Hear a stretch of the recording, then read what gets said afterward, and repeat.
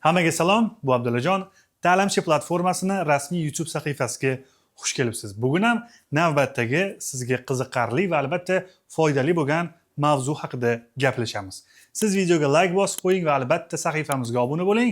Biz esa boshladik.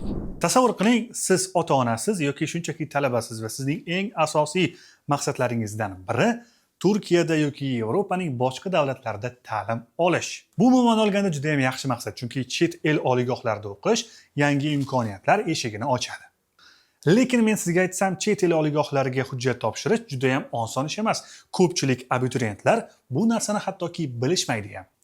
Qaysi universitetni tanlash kerak, qanday hujjatlar topshirish kerak va qanday muddatda topshirish kerakligini bilish bu insondan alohida tajriba talab qiladi. Yuqoridagi sabablar tufayli ham ko'plab abituriyentlar konsalting yoki ta'lim agentliklariga murojaat qilishadi.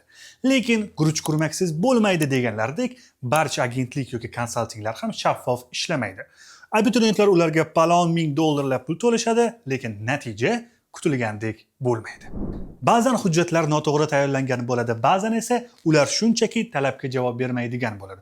Ba'zi holatlarda esa hattoki abituriyentlar ana shu voqea, hodisa qanday bo'layotgani haqida to'liq ma'lumotga ham ega bo'lmaydi. Eng katta muammo shundaki, talaba jarayon ustida nazoratga ega emas. Shu sababli ham bugungi kunda mana shu muammolarni bartaraf etish uchun yangi g'oyalar paydo bo'lyapti.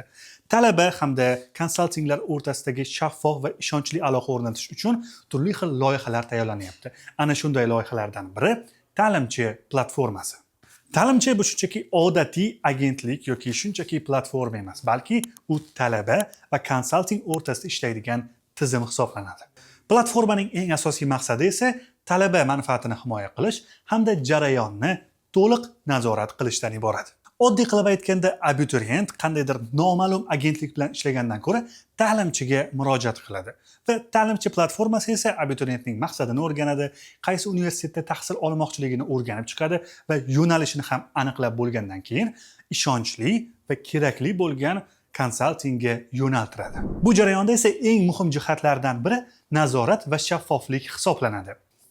Ta'limchi har bir abituriyentning hujjatlarini tayyorlanishini nazorat qilib boradi va bu haqida talabaga bevosita o'zi ma'lumot beradi. Hamda jarayon to'g'ri ketishini ta'minlashga harakat qiladi. Bugungi kunda ta'lim bozori juda ham tez rivojlanmoqda. Masalan, O'zbekistonning o'zida bir yilda chet elda o'qish uchun minglab talabalar hujjat topshirishadi. Bunday katta bozorda esa tartib va tizim albatta bo'lishi kerak. Ta'limchi esa aynan shunday tizimni yaratishni maqsad qilgan. Talaba uchun eng muhim narsa bu kelajak. Mamlakat tanlash, universitet tanlash, mutaxassislik tanlash. Yuqoridagi tilga olingan bu uch narsa inson hayotiga juda ham jiddiy ta'sir ko'rsatadi.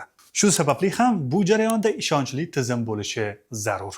Ta'limchining eng asosiy maqsadi esa talabaga to'g'ri yo'nalish berish, jarayonni tartibga solish va uni to'liq tarzda shaffof olib borish. Chunki bu orqali talabaning o'zi ham, ota-ona ham o'zini ancha xotirjam his qilishi mumkin. Bugungi kunda juda ham ko'plab talabalar chet elda o'qish orqali xalqaro tajribalarga ega bo'lish yo'lini tanlashmoqda. Bu juda ham yaxshi tendensiya. Chunki bilim va tajriba qanchalik keng bo'lsa, kelajakdagi imkoniyatlar ham shunchalar katta bo'ladi. Albatta, har bir talaba o'z yo'lini mustaqil tarzda o'zi tanlash kerak. Universitet tanlashda ham, mamlakat, agentlik, ta'lim yo'lini tanlashda ham juda ham diqqat bilan e'tibor berishi lozim. Bu jarayonda eng muhimi bo'lsa to'liq ma'lumotga ega bo'lish va ishonchli tizim bilan ishlash hisoblanadi. Agarda siz ham chet elda tahsil olishni rejalashtirayotgan bo'lsangiz, jarayonni oldindan bilish, talablarni oldindan bilish va ishonchli tizim bilan ishlash juda ham muhim hisoblanadi. Chunki yuqorida ta'kidlaganimizdek, to'g'ri tashkil qilingan tizim siz xohlagan maqsadingizga ancha tezroq yetkazishi mumkin. Eng asosiysi, ta'lim bu investitsiya hisoblanadi.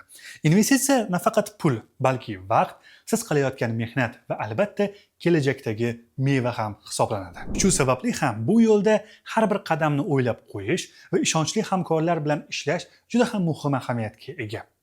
Shunday hamkorlarni izlayotgan bo'lsangiz, kimga murojaat qilishni juda ham yaxshi bilasiz.